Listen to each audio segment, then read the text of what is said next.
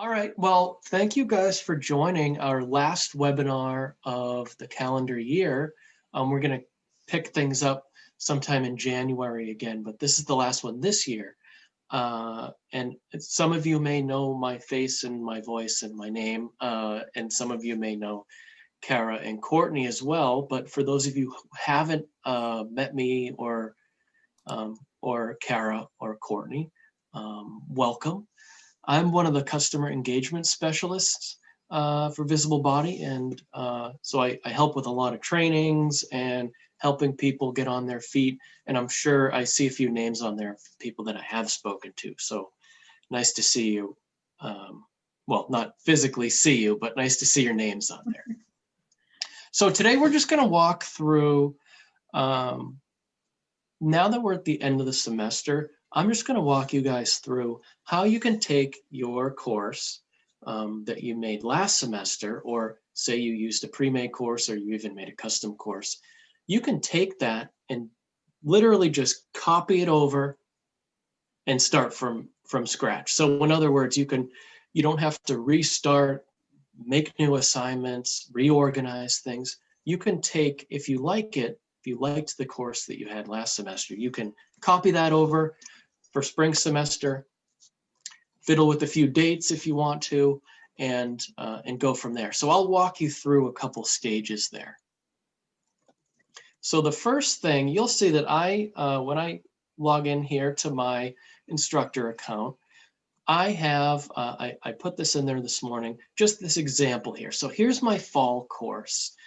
Don't worry about which textbook it comes from. I think it's from Marieb, so some of you guys might, the workflow might look familiar and the organization, but for the purpose of today, it's not so much content-based as it is being able to logistically and easily move things over. So it's nice and easy. For those of you who haven't done this prior, for the course in question, over on the right-hand side, there's that drop-down. And in that drop-down, all you're going to do is click Make a Copy. So what that does, and it will show you, there'll be an alert there. What that does here is now it's just going to make another course for you. All the same information, same assignments, same, well, I should say same due dates if you don't change it. But that's another handy trick I'll show you right now. So I'm just going to change this to, we'll call it spring course. So you can rename it to whatever is relevant. You can set a start date. So say my first classes are going to be January 4th, for example, and say my first assignment due date is going to be that Friday. Oh, whoops. There we go. That Friday, so January 8th.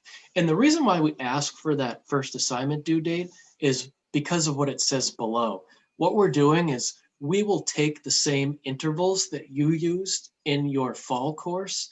So if you had a due date every Friday, for example, we're going to take that same week-long interval between assignment due dates and carry it over for you, starting with the date that you give us. So it won't just carry over and have dates from the fall in the past year. It's going to have relevant dates for you in the same intervals. So that's all you have to do to really set that up. I hit save, and here it is here. It'll populate for us. Now, one thing to note about that I should mention is just keep in mind holidays and things like that.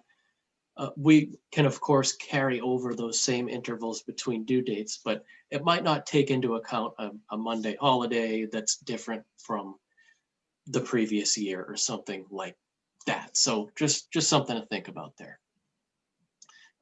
Any questions in the chat or any questions that have come up just through that first part there? Looks like not in the chat. Okay, yeah, that portion, it's nice and straightforward. So, and in a nutshell, that's the easy part. That's it. That's the big thing. We just copied this over. And as you can see, all those same folders are there. All those same assignments within those folders that I liked are there. One thing to keep in mind is in my fall course, if I click on the student preview, or if I opened one of these as an instructor, you can notice that these assignments are published in my fall because we had the students working through them. And same thing, if I went to my student preview, you can see this is everything that the students were able to see and work through. When you do copy over a course, just remember that it'll copy everything over as unpublished. So as you can see here in student preview, right now, nothing is published. And that's just because we've copied it over, we're starting fresh. One thing to remember is that you can then go in and make visible the assignments that you want the students to see. So that actually brings up a good reminder point for you guys as to using that bulk editing tool. So technically speaking, you could go into any old assignment, as I'm doing here, and publish or make visible that assignment for the students. But to save yourselves a bunch of time, and I'm sure some of you have used this, but just in case you didn't know it was there, this bulk editing tool allows you to publish assignments in bulk, folders and assignments in bulk, whether it's the entire course or just a few assignments there. And you can sort of pick and choose exactly what you want to make visible, as well as you could go in, change a few due dates if you need to, change the release dates if you need to, and sort of mess with that as much as you need to. Being able to carry over those intervals will save you some time there, but there might be a little bit of tweaking you need to do when it comes to due dates and things like that. And the bulk editing tool is probably the best place to get that done. And actually, I should have mentioned, let me back up for a second. As an aside, for those of you on this call that are that use Canvas as an LMS system, just remember that when you guys copy over your new course, you will still have to link your new copied course that you make on our end with your new Canvas shell as well. So that you'll still have to go back in and take your new Canvas course and your new courseware course and connect those again. Depending on how you set it up, and we just confirmed this earlier today, depending on how you set it up, you may not even have to worry about that secret and key situation, that first step of Canvas setup.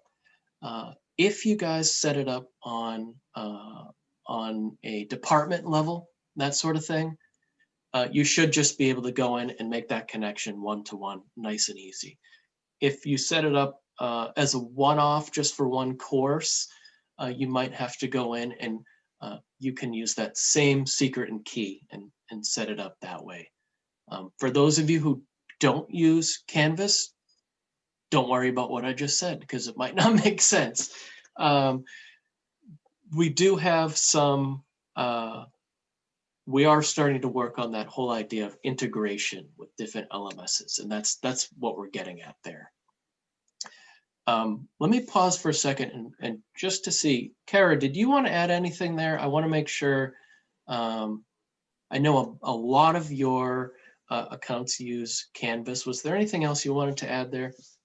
No, I think it's good that you mentioned that they do need to relink the course. I did think I saw a couple of questions come through. Do you want to take those now, or is this not a good stopping point, Matt? Oh, this is perfect. This is great. Okay.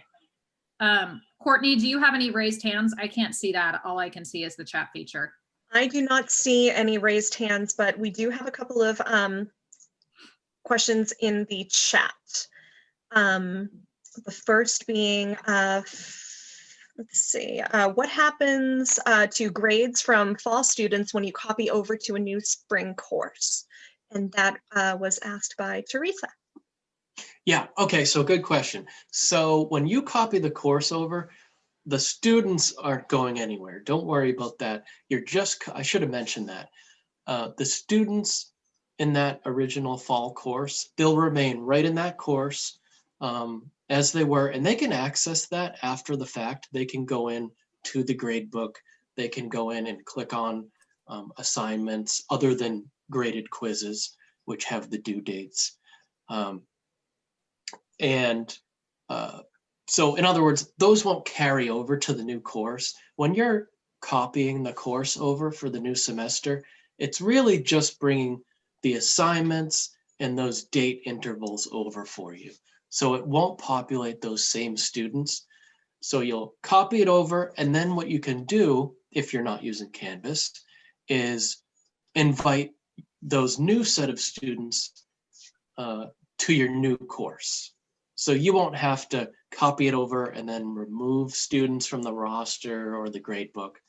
It'll give you a nice clean slate when you do that. And yes, Teresa, you can go ahead and copy it over right now because like Matt said, this is just making a copy of the content. So none of the students will flow. It's not going to impact any of your current fall students. You would just make that copy, and then, when you're ready, you can invite those new spring students to the spring course.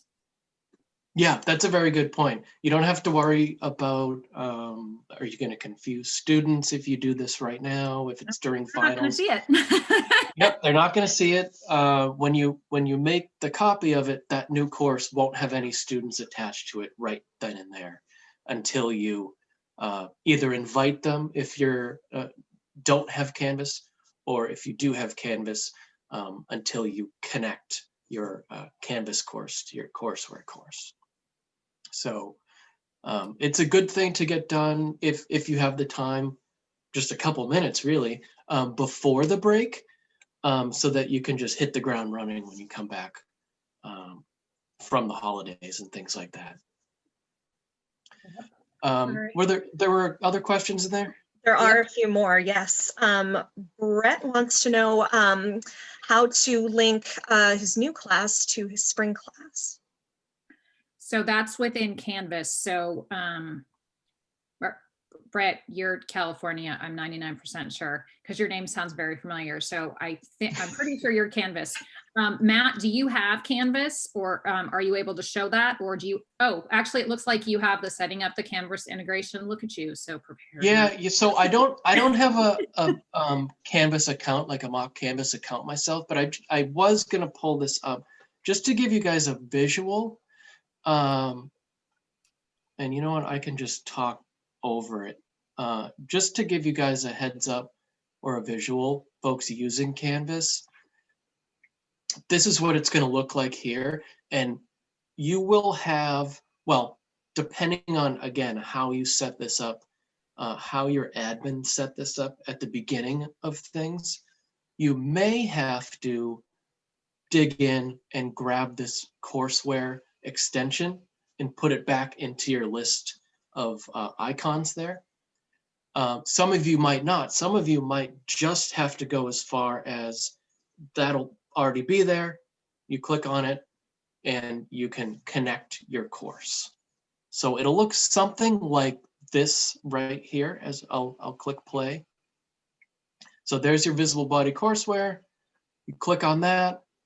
And as it talks about, it's just one quick step, nice and easy. What you're doing is you're logging into your courseware instructor account, and you're then picking, because remember, you're inside your Canvas account now. You're just deciding which courseware course you want to connect to that Canvas course. So that's an important thing to note, is I would recommend doing this beforehand. So copy your course over, have your courseware course ready to go so you can click it from the drop down. Or you could create one if you wanted to.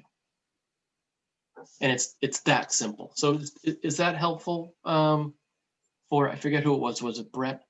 That was Brett. So Brett, does that, okay, perfect. So after you copy that course over, like Matt shows you, you just want to make sure that you go back and link that new one so that when students enroll for that new class that, you know, they have access to that new course. So. Yep. Perfect. Yeah, that was one thing we definitely wanted to mention, because that, I guess it could be easy to squeeze past that and forget to actually link the new course together. Other questions on there? Yes. This one is from Brad. I'm not familiar with the department level course versus the individual. Is there an article that explains this? And I do believe this pertains to Canvas. Well, it's not necessarily a department level course. Sorry if I sort of explained that incorrectly. What you could do, what people have done is there might be at the beginning of things just one instructor that set up a Canvas integration almost as a one-off. So it wasn't set up for an entire department. But if the admin may have sent this up for an entire A&P department or an entire science department, you might not have to take as many steps. So it might just be something worth double checking if you're Canvas and Canvas only. Might just be worth double checking with your admin and just saying, hey, did you set this up for everybody? Will I need a secret and key again? Or essentially a password? Or can I just go in and easily connect my course in the courseware course? Yeah, and I believe I mean, if it's through like a license, Matt, it would still, I'm like, courseware would still be within Canvas. So you would just need to make sure that you link that new course, Brad. So it doesn't, I mean, the course is not going to be at a department level. It's going to be at your level. So you're going to want to link that new course anyway. Hopefully that helps. All right, and it looks like we have one more from Tammy. This is a good question. If the spring semester course is just a continuation of the fall course, like starting at the nervous system, does the course need to be copied over at all? Very good question. So yeah, that's a good question. There are a bunch of pre-made courses that are designed to be 2 semester. So that actually brings up a really good point that I was going to touch on anyway, is the idea of copying over a folder, not necessarily an entire course, but copying over a folder. So I'm trying to think of what, actually a lot of those pre-made courses here go through all of the different body systems. So you could do something like this. Let me jump in and show you and give you just an example here. If, for example, and I forget what system she just said they left off at. She had said the nervous system. Oh, okay, sure. So just as an example, here's the central nervous system. If you wanted to carry over this folder or a couple folders, you can do that too. If you wanted to make a new course, or if you already had one set up, a skeleton of one, I should say. If you wanted to copy a folder over, you could do that as well. So if you're in the course and next to the assignment, you hit the, or excuse me, next to the folder, you hit the drop-down arrow on the right-hand side, you're able to copy that folder over to another course. So you can choose, I have a ton of them here, but you can choose exactly where you want that folder to go. Is that helpful to see?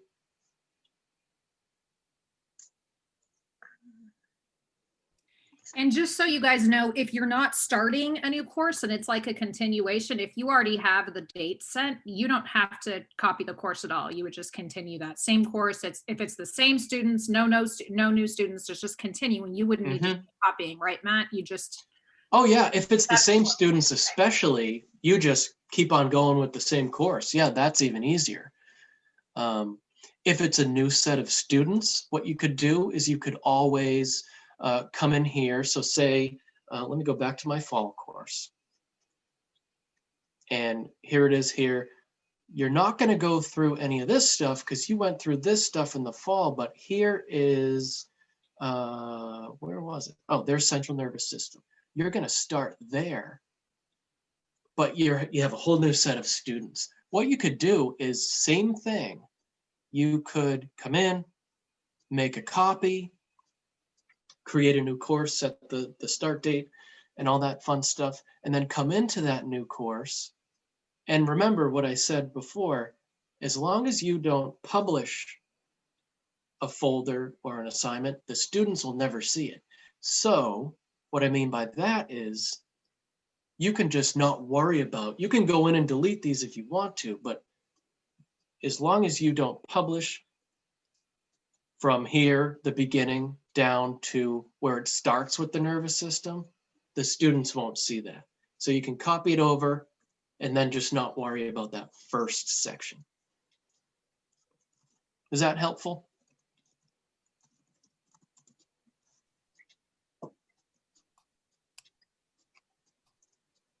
And here's what I mean by that, where you could go in and just publish from here on out and not worry about that first part. So the students will only see the stuff from nervous system on, or wherever you're picking up from when the spring starts. Hey, Matt, Tammy had a follow-up question. What if the second half of the course, but some new students, some old? For that, you would need to make a copy just to invite those new students, right? Yeah, that would probably be best. I think because it would get a little tricky if you tried to invite people to a course that had already gone on for a few months. The grade book would look a little funky. Either. Say that again. Well, I mean, the due dates wouldn't align either, right? Because the content that would have been covered would have already. So yeah, I think you would need to create a new section just for those students that are entering new in the spring. I think so, yeah. Just logistically too, I think it would just be neater and cleaner to keep that subsection of students in their own bubble, in their own course. As Kara said, because of dates especially. Good question though. All right, looks like we have 2 more questions. Okay, great. So from Teresa, is there any news on integrating with Blackboard? Yeah, Kara asks us this all the time. I ask that question on a daily basis. So without giving you any promises or anything, yes, the answer is yes. There's we're starting to dig into that. So we don't have a date or anything, but that's in the works, that we want to set up this, what we call a light integration first, similar to what we have with Canvas. So this almost like single sign-on situation. The grade book in Canvas right now, that's not integrated, and that wouldn't be the first time around with Blackboard. But so I guess the short answer is yes, we're starting to dig in on that, but I don't have a date. As I tell Kara sometimes. All right, and Brett just set up his spring class. He said it was easy, and yay, that's awesome. Yeah, that's great. That's a perfect example of how easy it is. You just copy it right over. Yeah. Multitasking. Yeah, right. Okay, and we have one last question from Adam. Great. How do I know when something is published? And Adam, do not apologize for any kind of question at all. So. Great question. As a reminder, you can see this in a couple different ways. On your instructor account, you can see this from your angle. If you click here, if you just open up one of the folders, and here's all the assignments in that folder, you'll see this icon here, the not published icon. So none of these are published right now. if you were to go in, and I'll just quickly publish a couple folders.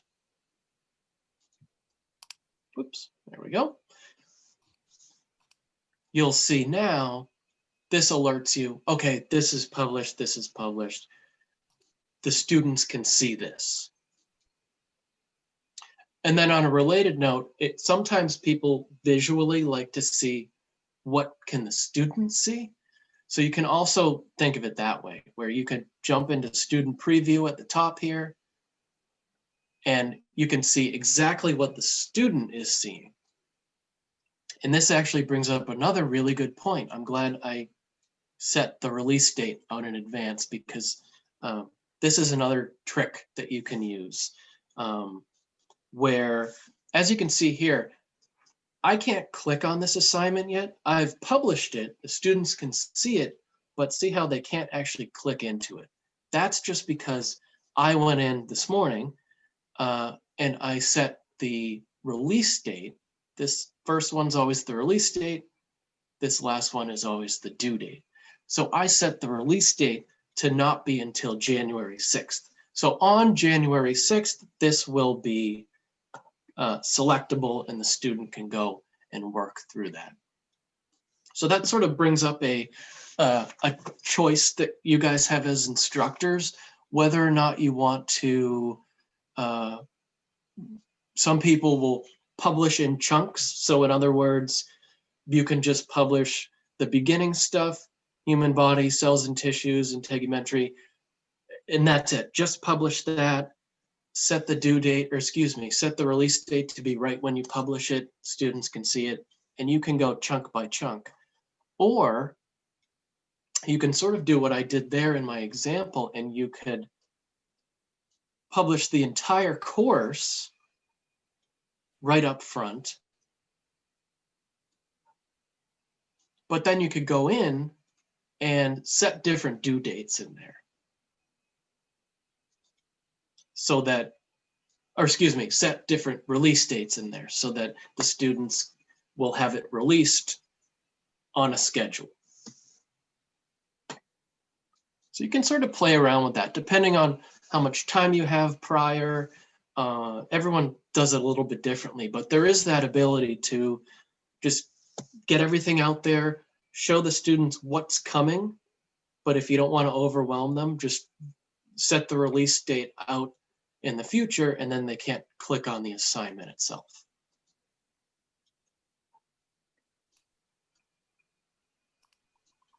Okay. Any other questions in there? Looks like that might have been it. Great. Yeah, so I definitely wanted to show you guys that. One thing to note, I didn't actually show you what I meant by the intervals carry over. So let me just show you in case you're confused what I meant there. You can see here that I set in my fall course that I think I set it so that, yes, every 7 days. So every Friday, it's a due date for a couple folders at a time. So that's, when I carried it over, that's just telling the system, all right, Matt wants in the spring to have the same sort of deal. Every Friday, not necessarily Friday, but starting from when your first due date is, every 7 days, we'll have a due date.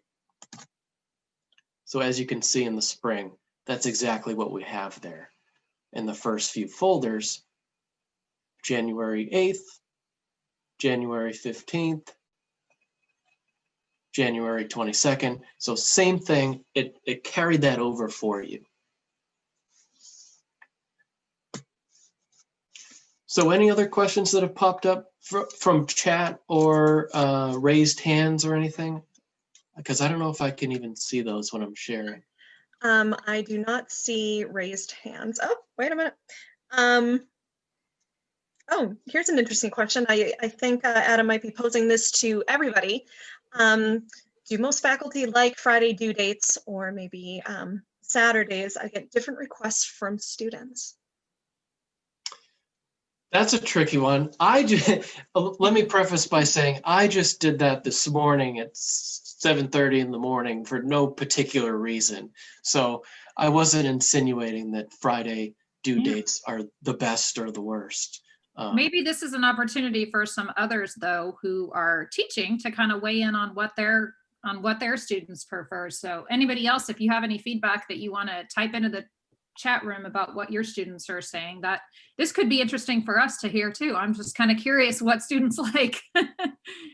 Yeah, definitely. And on that same note, time-wise, literally time of day, I know that some students are night owls and like late due dates and things like that. I'd be curious to see for you instructors what sorts of times you put on these due dates too, or if you just put a default 11:59 p.m. sort of thing. Yeah, Brad is saying making one due date per week makes it tricky for students with labs on different days. That's probably true. So yeah, if it honestly, it probably would depend, on what days they have labs. Yeah, this is great. Lots of good feedback. See? Yeah, see, you Doreen, passed the panel. Doreen says, yeah, it depends on when the class is held. If it's a Monday class, it's a Wednesday due date. Yeah. Yeah, so it's a little different for everybody. Sunday. That's really, that is consistency. Brett's saying 11:59 p.m. every Sunday night for all assignments. Consistency. That's really good. Then at least the students kind of know they have the same due date and they don't have to ask you, when's this due? Yeah, that's a good point. The idea of doing it consistently each week, that's definitely, I could see that working out really well. Mm-hmm. Yeah. And yes, Catherine, I think for quizzes, it would be different for time quizzes because you'd want to set the due dates for the different sections at different times. And obviously if you're giving them a window to take it. So yeah, I think this is probably just more for general assignments would be my guess. The question was, I think for quizzes, that would be a whole different ballgame based on, Yeah, sorry. And that's what I was sort of getting at was when it comes to quizzing specifically, those sorts of assignments. Those specifically is where people sort of fiddle with the idea of timing. What time should these graded assessments be due? That sort of thing.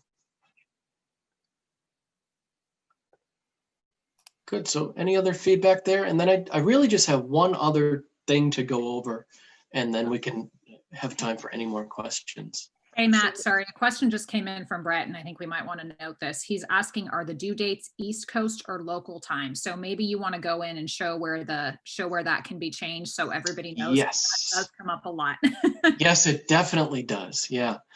Really good question there from Brett, who I think you said is on the West Coast. Yes. California. So that's, yeah. So it's good to be aware of the difference there. So within your own course, when you are downloading it from pre-made courses, so I clicked on pre-made courses there. As you guys know, you can go in, search through, and find one of our many pre-made courses built around all these popular textbooks. When you go ahead and download that, oh, it's not, oh, you know what? That's Let me because back up. Copy. Yeah. Yeah, exactly. You could just go into the course though and edit it, right? Exactly. Yeah, I forgot it's not on the page. It'll automatically do it in your time zone, but you can go into, so I'm going to go into, say, my spring one and just show you edit course info, and you can double check for yourself which time zone is this in. So that's a really good point for anyone that's worried about that. If you copied something from a colleague, a colleague sent you a copy of their course and they're in another time zone, maybe it's worth checking this out and going into your course, hitting the drop down, selecting edit course info, just double checking what time zone the due dates will be in. Because we have seen that a bunch where people don't realize it's in Eastern Standard Time, and then the due date has passed and they can't take their quiz or something like that. Does that help with that answer, I hope? Yeah, I think so. Brett gave us a grade, so.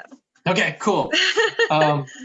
Great. So just one other thing that I wanted to note that's sort of related, and we had talked about this yesterday in our short meeting when we were talking about this webinar. So when you're in the fall and you're working through your assignments and you're using our assignments and maybe incorporating some of your own that you've used in the past, maybe you were able to incorporate those. But as you were working through, maybe you came across a nice YouTube video or a nice worksheet that isn't necessarily built in our system. As a reminder, when you're making assignments, if you came across something, you can always incorporate outside content right into the course. So if I click here on Create New Assignment, down at the bottom here, you guys should be familiar with this, where if you wanted to create an assignment using content in any of our apps or in our quiz bank, here it is here. So you click that, hit continue, and then you can go in and pick and choose exactly what you want from those apps. Or here's what I'm talking about here is, say you found a really nice dissection video on YouTube that you didn't necessarily assign last time around, but you really like it and you want to stick it into this semester's course. That's the type of thing you could do. So you could click that, or same thing with a file. If there's a worksheet that you really like that you found, or something you've been using for years and you didn't realize you could incorporate it into our course, you could certainly do that. So you could click there, click on continue, and then what you do is just go in and grab your file. Let me just choose any old file here. Here's a lab manual that is in our system, but just for an example purpose. You just throw it in the assignment, name it. You can add a due date, or you can, of course, deal with the due date and release date later using the bulk tool. And then you can just put it into the appropriate folder and off you go. So I just wanted to make sure you guys knew that you can also bring in areas that are outside of visible body. If there's something that maybe we don't touch on as much, or if there's a really nice worksheet, like, you can always incorporate that. And I actually had one more thing that I forgot about that I wanted to mention to you guys. We just put together this week, and I don't know if you guys had seen it, Courtney and Kara, but a lot of time people have been asking us about, let me show you, where is it? Here it is. We put together a short little course, Introductory A&P Topics. So a lot of textbooks have the first couple chapters are very, very much high level introductory stuff and content. So introduction to human body, chemical level of organization. We of course have some introductory material in, say, anatomy and physiology, but not to the level of, or high level, that some of the textbooks do. So what we did was we made this little course here, and we linked out these first two folders. We linked out to OpenStax, which some of you might be familiar with. It's a free online textbook. It's really good. So we've linked out to a couple chapters from there. And then when it comes to planes and positions, that's an area where we do have some nice introductory content.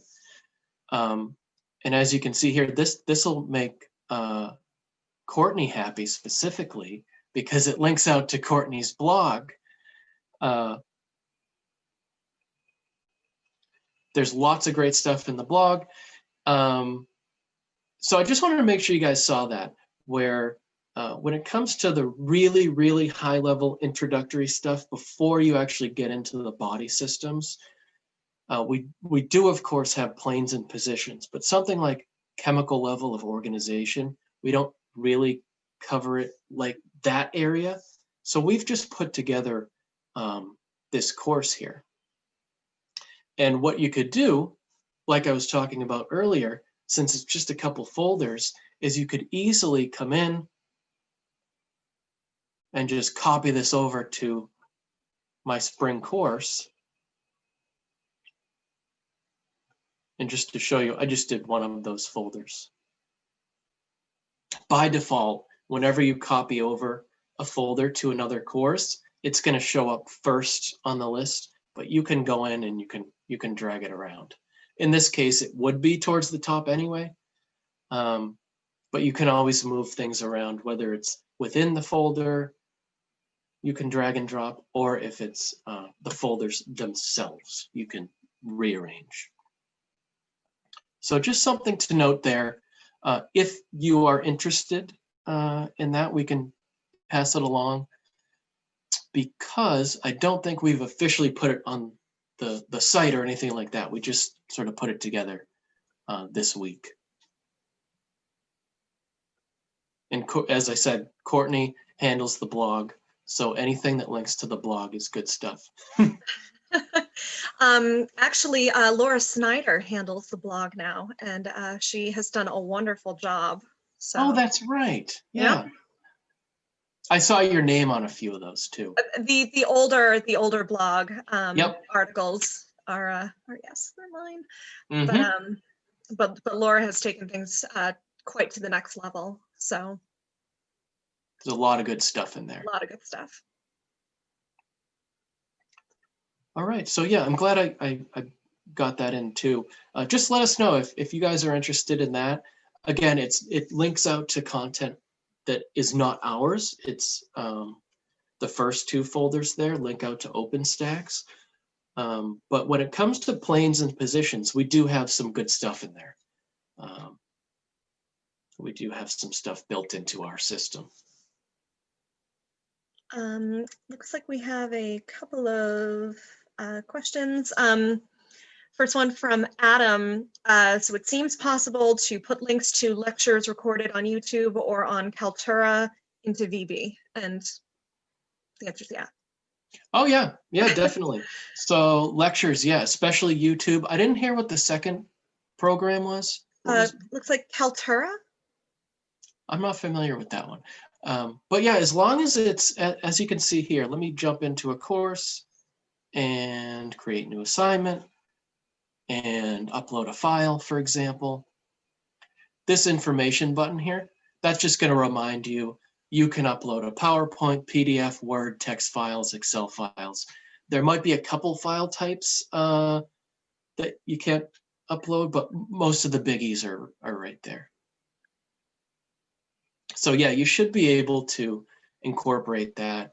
And you mentioned YouTube. Of course, YouTube you could use, you could upload as a URL. That would be better there.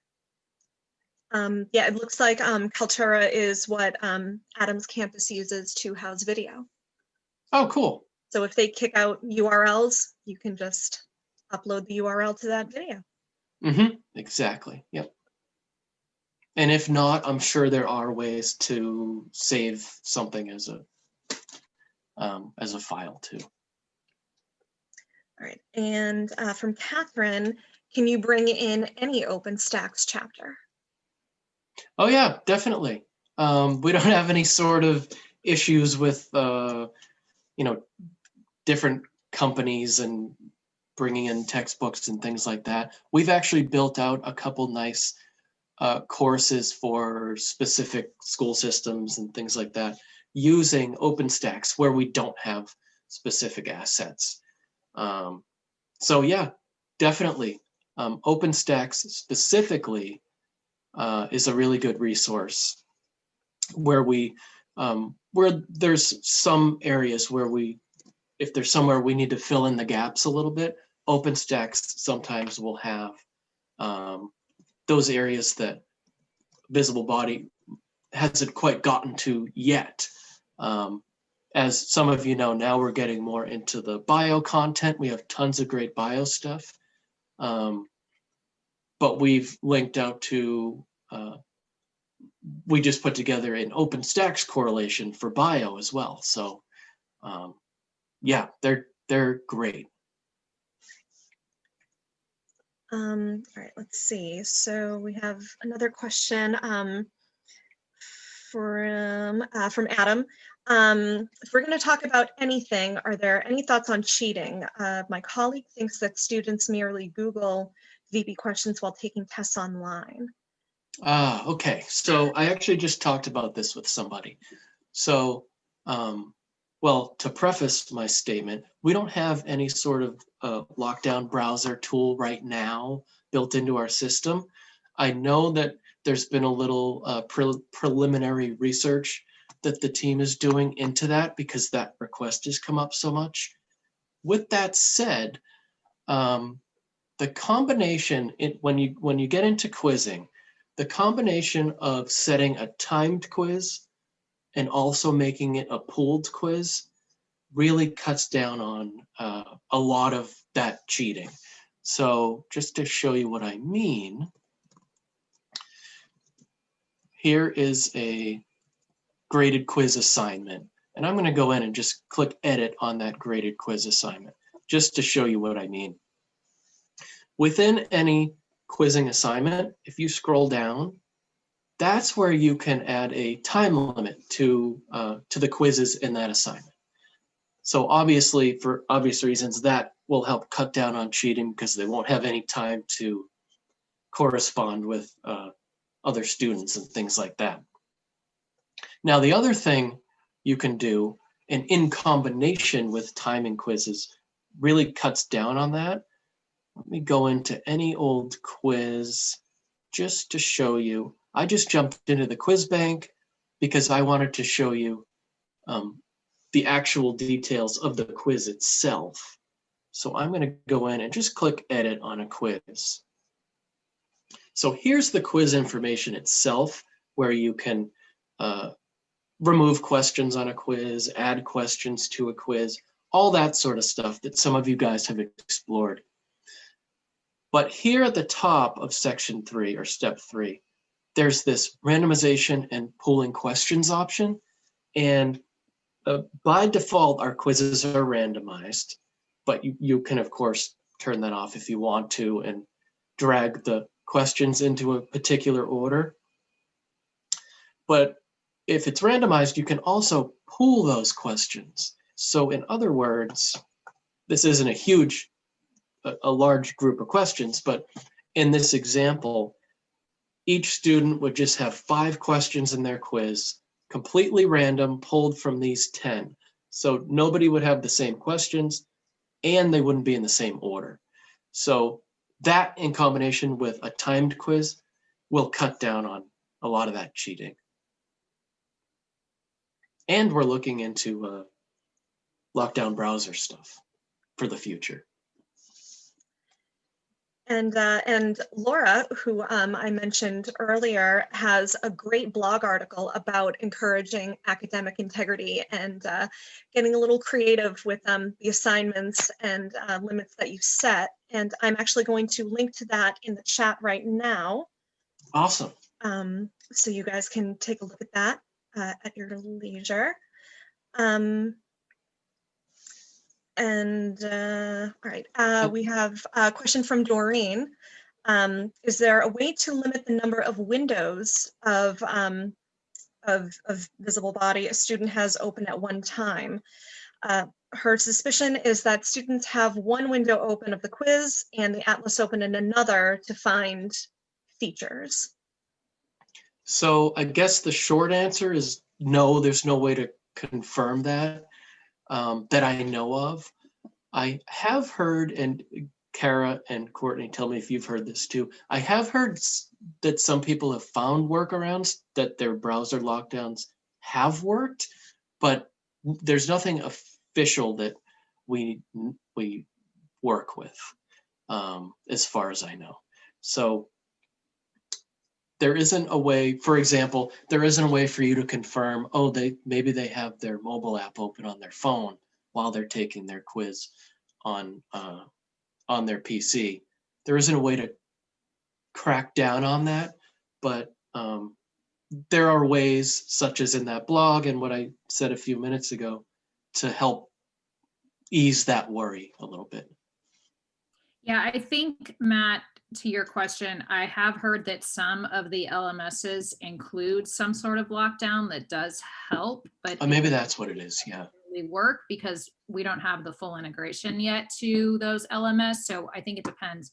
The people that I've talked to that have used it for a while, they say the best thing they've done is they've just kind of tightened up the time limit, because if the students know the content, they are going to know it, and they don't, you know what I mean? So it's not going to take, you know, like, especially for the multiple choice, you know, just really cutting that time limit down so they don't know the questions. And then, you know, I mean, but also with the dissection, I think that that's what people say works the best right now.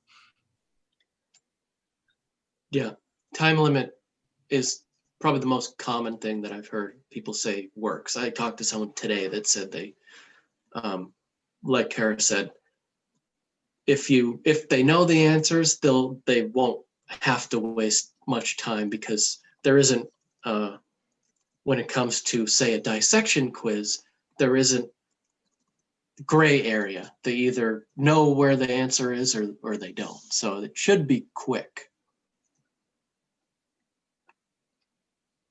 All right, any last questions in there?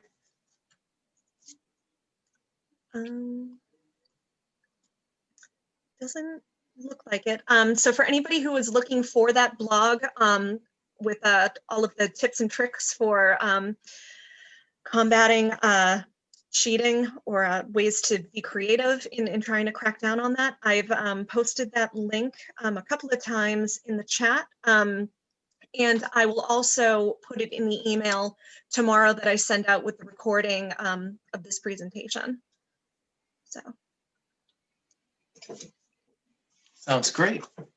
Yeah, if anybody has any last minute questions, we're happy to stick around for a few more minutes.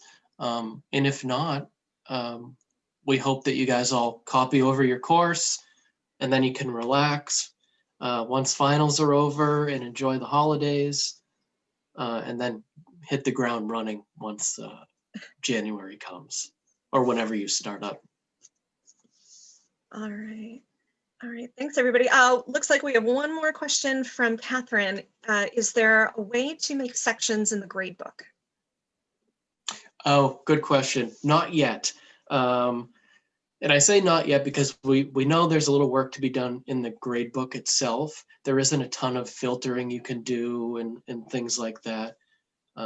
You can definitely, when you're in the gradebook, in the top right corner, there's export. So you can export it to a LMS friendly Excel file and then easily pop the grades into your LMS, but you can't break it down into sections, or say, for example, break it down by groups of students that work in teams in the class.